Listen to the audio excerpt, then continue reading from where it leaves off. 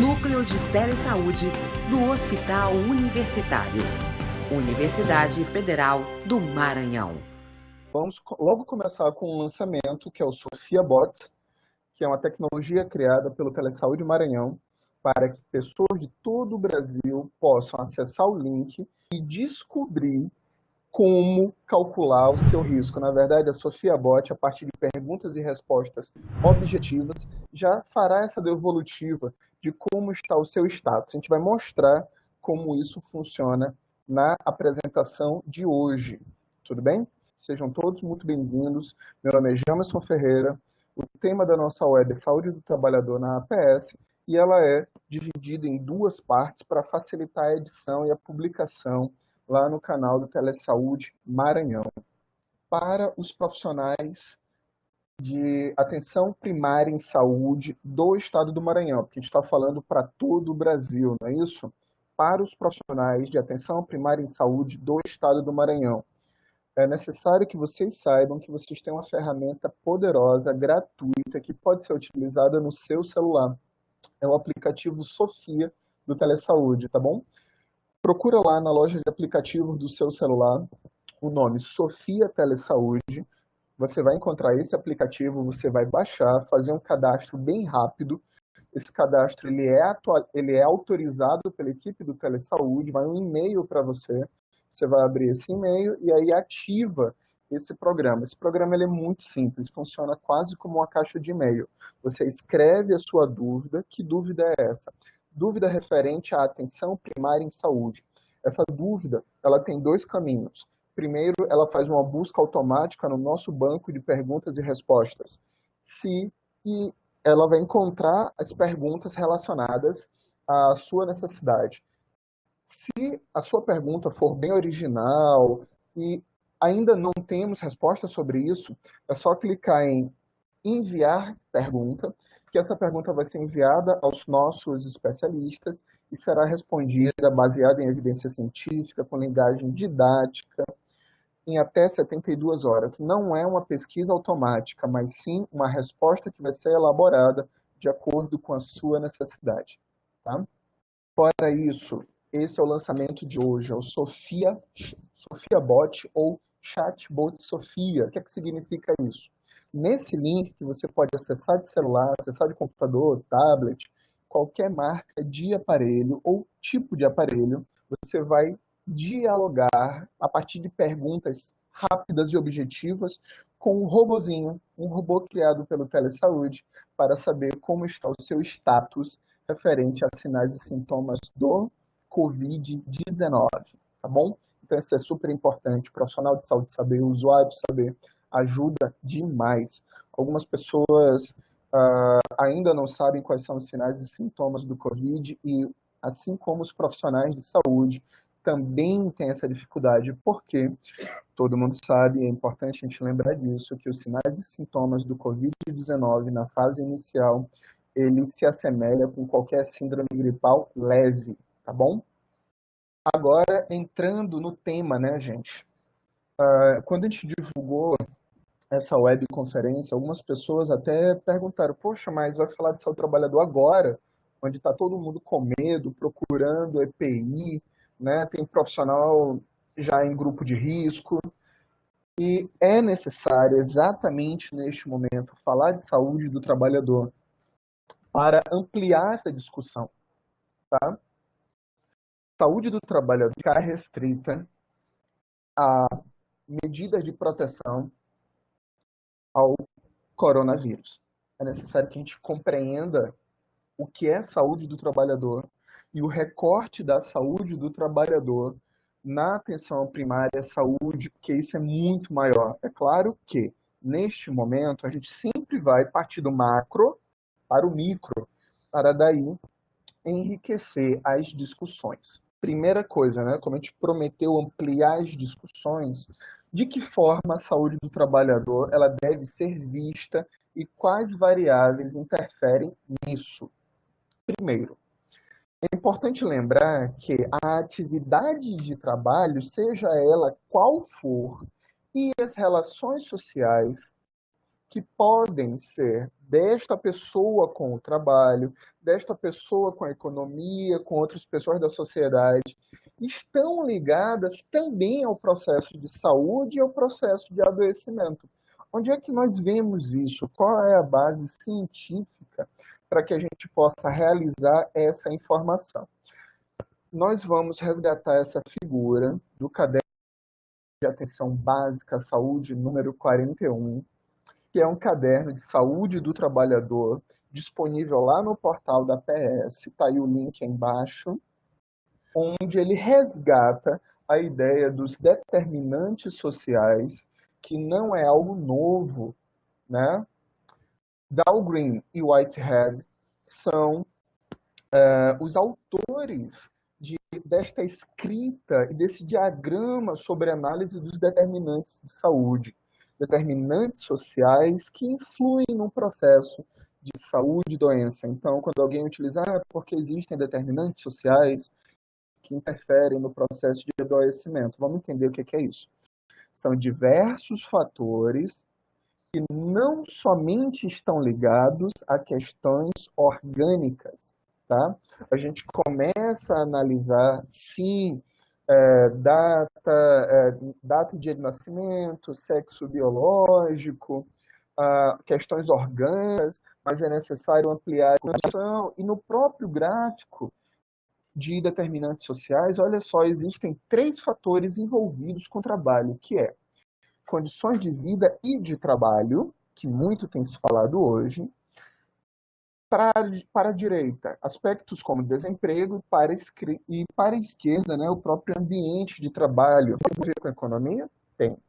Mas não basta estar trabalhando se seu ambiente for adoecedor. Vamos, olha só, pensar de forma ampliada. O processo de desemprego, que não está inserido em atividades de trabalho, também interfere. Mas também, quais são os vários outros elementos desses determinantes sociais, né? Acesso à educação, água e esgoto, né? A proteções socioeconômicas, culturais, ambientais, gerais, que podem estar envolvidas no processo de adoecimento. Dessa forma, você percebe que questões de saúde, elas devem ser analisadas a partir de dados do território. O território, ele é território vivo, não é somente geográfico. Então, uma área de 600 metros quadrados, se eu for analisá-la no Amazonas, essa área de 600 metros quadrados numa área urbana no Amazonas, e se eu for analisar uma área de 600 metros quadrados na parte rural do Rio Grande do Sul, os resultados serão totalmente diferentes. Não somente pela diferenciação geográfica, mas sim por conjunto de todos esses elementos. Tá? Então, existem questões macro, mas a diferenciação do território é fundamental para que profissionais de saúde e gestores possam analisar, compreender, elaborar políticas sociais e intervir para a melhoria da qualidade de vida dos usuários. Então, é mesmo o potencial de intervenção em diferentes realidades. Tá? E é necessário conceituar o que é que significa saúde do trabalhador, porque é um tema que está sendo falado, mas sem referenciar conceito. Se a gente não referencia conceito, metodologia, a gente não faz ciência e a gente não faz apresentar, né? Primeiro, que falar de saúde do trabalhador é percorrer um caminho de marcos legais e publicações. Para além dessa apresentação, é importante lembrar que a saúde do trabalhador ela é anterior ao próprio Ministério da Saúde e ela começou fora do Ministério, a partir de conquistas sociais, porque as ações de saúde do trabalhador têm melhores condições de trabalho, melhores condições de vida e proteção desse trabalhador. No que se refere à saúde, nós fizemos um recorte a partir da Constituição de 1988 e a gente vai mostrar cada um desses marcos legais até o último POP, né, que é o Protocolo Operacional Padrão, tá bom? Então, vamos começar pelo principal, né, referencial legal do nosso país, que é a Constituição de 1988, onde no artigo 7 informa que são direitos dos trabalhadores urbanos e rurais, além de outros que visem a melhoria da sua condição social, né? E que direitos são esses? Logo embaixo tem em negrito, olha só. Redução de riscos inerentes ao trabalho por meio de normas de saúde e higiene. Destacamos aquilo que se refere à saúde. Então, é necessário lembrar que a saúde tem a obrigação de legislar, escrever normas de saúde e segurança. E quando a gente fala deste item, é necessário lembrar que para fazer saúde é necessário conhecer normas e protocolos. Não é somente usar EPI. Se a gente não souber metodologia, tá? É necessário quem faz saúde dominar normas e protocolos. Saúde ela não é feita de forma empírica no achismo. Ela é sempre baseada em normas. Daí a importância da gente conhecer as normas de saúde do trabalhador, principalmente as normas de vigilância em saúde do trabalhador, tá? Isso eu falo para todas as áreas. A atenção primária em saúde não pode existir sem a vigilância em saúde. E daí a importância do agente comunitário, do agente de combate a endemias, do enfermeiro, do médico, do cirurgião dentista, do técnico de saúde bucal, do técnico de enfermagem, de todos os outros profissionais da atenção primária dominarem o seu processo de trabalho, mas também ampliarem o seu conhecimento e conhecerem vigilância em saúde e saúde do trabalhador. Daí a provocação para a nossa web de hoje. E olha que a gente está começando somente na Constituição. A gente passa do artigo 7 para o artigo 200. No artigo 200, né, que é o recorte de artigos que falam da saúde, lá no artigo 200, no recorte, né, de 196, o artigo 200, mas especificamente no artigo 200, que fala que ao Sistema Único de Saúde compete, além de outras atribuições, olha só no item 2, executar ações de vigilância sanitária e epidemiológica, bem como a de saúde do trabalhador.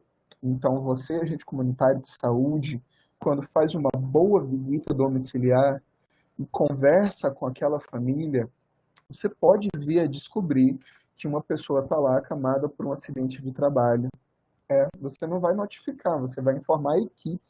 É importantíssimo que a gente saiba conversar e abordar para coletar informações cada vez mais úteis e estratégicas que venham a subsidiar a equipe de saúde da família. Por exemplo, o NASF, as equipes do NASF podem e devem atender também pessoas que estão se recuperando de acidentes no trabalho. A equipe do Sereste, que é importantíssima, daqui a pouco a gente vai falar sobre isso, tá bom? Continuando. Após a Constituição de 88, tem um salto de 2 anos, que esse é um dos principais marcos legais após a Constituição de 88, que é a Lei Orgânica do SUS, né? A Lei 8080/90. Nessa escrita já aparece a primeira definição de saúde do trabalhador. E olha só, vejam o que está escrito.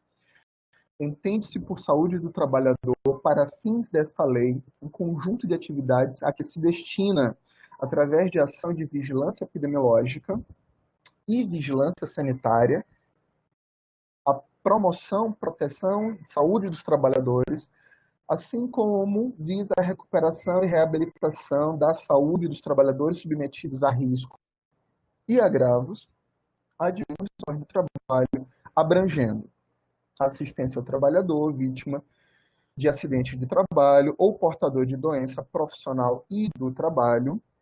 Item 2, participação no âmbito de competência do Sistema Único de Saúde SUS, de estudos e pesquisas, avaliação de controle de riscos e avaliação de agravos potenciais em saúdes existentes no processo. Ainda, né, nesse processo de caminhada, de construção, ainda na Lei 8080, existem esses outros itens que é importante a gente falar. Pode parecer cansativo, mas não é. Muitas vezes erramos por desconhecimento.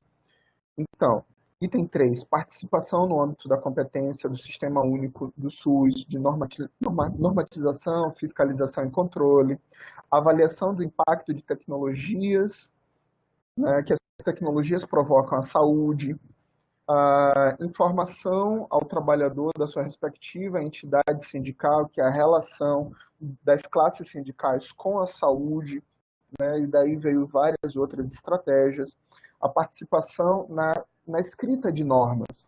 Então, não basta o acesso, é necessário que o comportamento do SUS ele possa evoluir. Assim como temos visto nesse ano de 2020, uma série de publicações em seguida sobre como o trabalhador ele pode vir a se proteger. Ações, né, por meio tanto de normas de utilização de EPI, assim como procedimentos de atendimento, de visita domiciliar, por exemplo. A gente já falou na web anterior, quando a gente falou de visita domiciliar pelo agente de combate à endemia e pela CS, que neste momento de enfrentamento ao coronavírus, ela não deve ser feita dentro do domicílio, mas sim na região peridomiciliar. Isso é uma medida de saúde que visa segurança e proteção, tá bom? Então, vamos continuar. É sempre importante que a gente faça essa correlação entre aquilo que foi preconizado na década de 90, né, no início da década de 90, e o que a gente está fazendo hoje. Ainda na Lei 8080, revisão periódica da listagem oficial de doenças originadas no processo de trabalho, é muito importante catalogar as doenças, e a garantia ao Sindicato dos Trabalhadores de requerer ao órgão competente a interdição de setor, máquina ou de todo o ambiente quando houver exposição ao risco iminente para a saúde dos trabalhadores. A gente vê isso e começa a lembrar das várias situações que nós estamos envolvidos no contexto atual, né? E aí, a gente passa da Lei 8080/90 para um grande salto para 2012, que foi o lançamento nacional da política de saúde do trabalhador e da trabalhadora na Lei 1823, de 23 de agosto de 2012. E aí ela traz tanto a definição da saúde como os objetivos dessa política, né? Então, o que é que ela contempla? Ela contempla todos os trabalhadores. É importante que a gente, profissionais da saúde, se inclua sempre no processo, coisa que a gente não fazia antes. A maioria dos profissionais de saúde se dedicam ao outro. E nesse momento de enfrentamento ao coronavírus, é uma das poucas vezes que a gente está vendo os profissionais de saúde se preocupando consigo mesmo. Isso também faz parte da saúde do trabalhador. Quando a gente compreende que as nossas relações com o trabalho, elas podem estar ligadas a processo de saúde e doença, não é só processo de doença. Trabalhar não pode ser sinônimo de adoecer. Quando isso acontece, muita coisa errada já está acontecendo anterior a isso, tá bom? Então, nesta política, apresenta um conjunto de 12 ações. Muitas pessoas não sabem disso. Então, quando a gente vai atrás do conhecimento, a gente tem essas descobertas. Existem um conjunto de 12 ações de saúde do trabalhador junto à atenção primária. E nessa mesma política existem outros recortes para média e alta complexidade e também vigilância. Então, olha só, a gente vai estudar e discutir essas 12 ações de saúde do trabalhador junto à atenção primária à saúde. Primeiro, reconhecimento e mapeamento das atividades produtivas no território, tá bom? Lembrem que quem mais conhece o território na atenção primária? Duas figurinhas, o agente comunitário de saúde e o agente de combate a endemias. Daí a importância de um trabalho bem feito de cadastramento, de visita, de acompanhamento e de avaliação.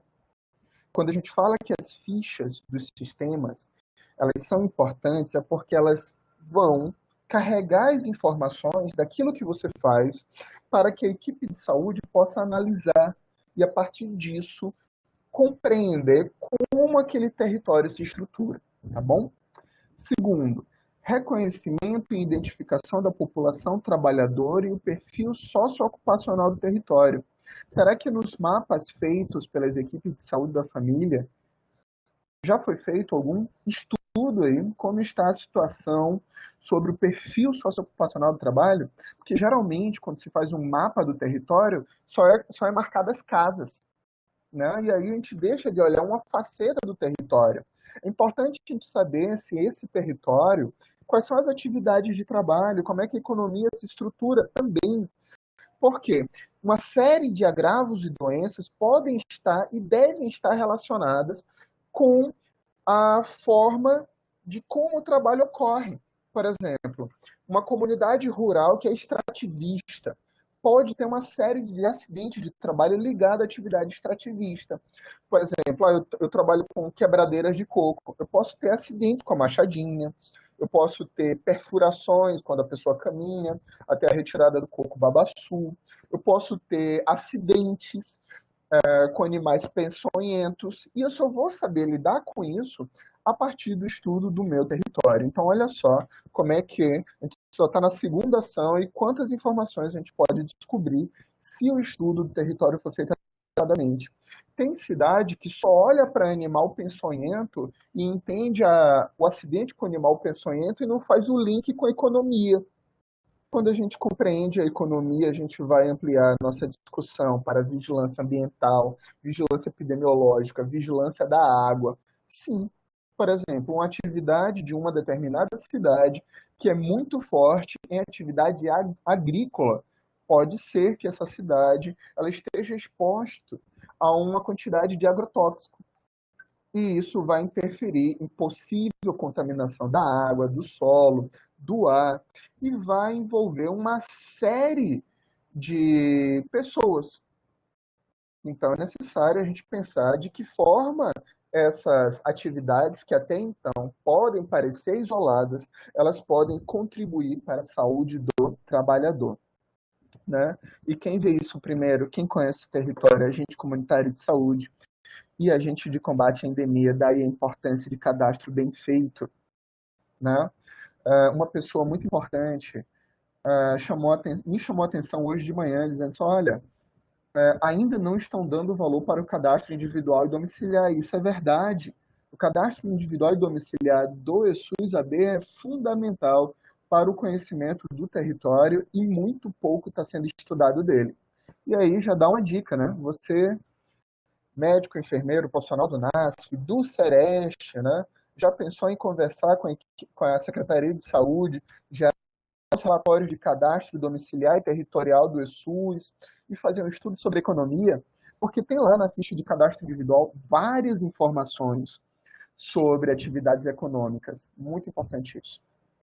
Terceiro, reconhecimento de identificação de potenciais riscos e impactos, que é a morbimortalidade, ou seja, aquilo que gera internação e aquilo que pode gerar mortalidade, de saúde dos trabalhadores, das comunidades ao meio ambiente, que foi um dos exemplos que a gente trouxe, né? Item 4, identificação da rede de apoio aos trabalhadores no território. Gente, um dos pontos dessa rede de apoio à saúde do trabalhador é o SEREST. Só que o SEREST, que é o Centro Especializado e Regional em Saúde do Trabalhador, ele é regional, ele não atende um só município. Só que o SEREST sozinho, ele não faz milagre. O SEREST, ele só pode funcionar bem articulado com as vigilâncias e com as unidades básicas de saúde e também pode funcionar articulado com a área de urgência, quando a partir de algum acidente, pode gerar encaminhamentos, né, para uma unidade de pronto atendimento ou até mesmo outros hospitais. Bom, a inclusão de prioridades de maior vulnerabilidade em saúde do trabalhador nas seguintes situações: chefe de família desempregado ou subdesempregado, crianças e adolescentes trabalhando, gestantes, nutrizes, algum membro da família que é portador de algum agravo relacionado a acidente de trabalho ou a presença de atividades produtivas no domicílio. Nesse momento de isolamento social e que está sendo praticado o isolamento domiciliar, muitas famílias estão desenvolvendo atividades laborais em ambientes de domicílio e acidentes de trabalho podem vir a ocorrer. Tá? Então, se nós não tivermos a atenção para essa mudança no comportamento da comunidade, nós iremos deixar de perceber mudanças, nuances nesse processo. ok? A gente não pode compreender que o período de pandemia, de enfrentamento ao coronavírus, a gente está enfrentando somente o vírus ou a doença. É necessário compreender que mudanças sociocomportamentais, socioeconômicas, sociodemográficas podem também estar atreladas a isso. Por exemplo, nas comunidades conhecidas como favelas, eu posso ter uma série de vulnerabilidades, não somente às atividades de trabalho em ambiente domiciliar, mas também dificuldade de acesso à água potável, a recursos de higiene, insumos de higiene, e isso só vai aumentando a vulnerabilidade, tá bom? Então, quanto mais integral e quanto mais ampliada for a análise, a atenção primária à saúde, juntamente com as vigilâncias, pode desenvolver as suas estratégias. Quem tiver experiência já pode ir escrevendo aqui do lado, porque já vai pensando nas perguntas e também no compartilhamento de experiência dos municípios. Isso é fundamental, tá bom? Item 6, identificação e registro de situação de trabalho, de ocupação de atividade econômica dos usuários. Isso é feito no cadastro individual. Segundo, suspeita ou identificação da relação do trabalho com problema de saúde apresentado para o usuário para a ficação. É fundamental a atenção primária em saúde trabalhar com notificação. Hoje, com o coronavírus, está só se falando notificação ao corona, mas não é. Existem muitas coisas. Existem muitas coisas ligadas muito maiores no processo de notificação. Notificação é um elemento da vigilância que alimenta sistemas e permite a análise daquilo que está acontecendo, tá? Item 8, que é a notificação de agravos, incluindo a emissão do laudo, né, e do lado de comunicação de acidente de trabalho, que vai gerar subsídio a ações da vigilância. Item 9, subsídio à definição de rede de referência e contra-referência de fluxos e instrumentos e encaminhamentos necessários. Bom, a gente já sabe que nada na saúde funciona sozinho. Então, quando a unidade básica de saúde verifica a necessidade de encaminhamento, ela tem que saber como e para quem encaminhar isso no seu município, no seu território. Item 10, a gente já está terminando essa lista de ações da política de saúde do trabalhador. Articulação com as equipes técnicas e centros de referência ao trabalhador, SEREST. Então, daí a importância do SEREST ser articulado com a atenção primária.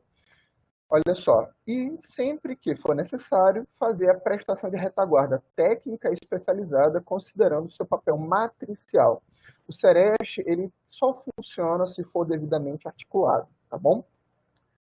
A definição e implantação de condutas de manejos assistenciais, como já falamos, assim como protocolos e guias, e incorporação de conteúdo de saúde do trabalhador nas estratégias de capacitação e educação permanente nas equipes de atenção primária.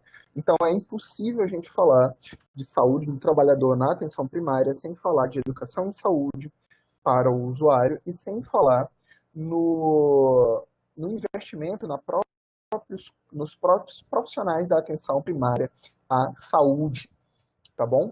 Então, neste momento, a gente não pode restringir ou criar um sinônimo de que saúde do trabalhador, a gente só vai lembrar disso por causa do Covid-19, a gente tem que pensar no face shield, na máscara, em uma roupa super paramentada, como esse conjunto de EPIs aí. Inclusive, essa imagem ela foi extraída, né, de uma matéria que fala de um traje desenvolvido pelos russos como uma possibilidade de atendimento com total proteção aos profissionais. Não é isso, não é somente isso. O saúde do trabalhador existe uma gama muito maior de questionamentos. É claro que o acesso aos EPIs é importante. O manejo correto dos EPIs também é importante, tá? Quando a gente fala de saúde do trabalhador, é importante a gente falar o que significa biossegurança. Muita gente fala isso e não está definindo. Biossegurança, ela surgiu de uma norma, que é a Lei 11.105, de 24 de março de 2005, é a Lei de Biossegurança, e ela fala sobre transgenia também, manipulação genética, mas também, eu vou fazer um recorte. Dentro desta lei está lá escrito no item 1. O que é organismo? É toda entidade biológica capaz de reproduzir ou transferir material genético, incluindo vírus e outras classes que venham a ser conhecidas. Então, quando a gente fala de combate a vírus, a gente também tem que conhecer se existe alguma legislação. E está aí a legislação. Inclusive, está nesse livro, que é Biossegurança e Transgenia, do Ministério da Saúde, Senado Federal, publicado em 2011, né, com a atualização de algumas normas. Só que a gente vai continuar nessa caminhada. A gente não vai falar agora de manipulação de vírus em caráter de laboratório. Então, como a gente já falou anteriormente, é necessário ampliar as discussões referentes ao trabalho e o processo de adoecimento para compreender a dinâmica, seus atores, estabelecer estratégias de intervenção e prevenção.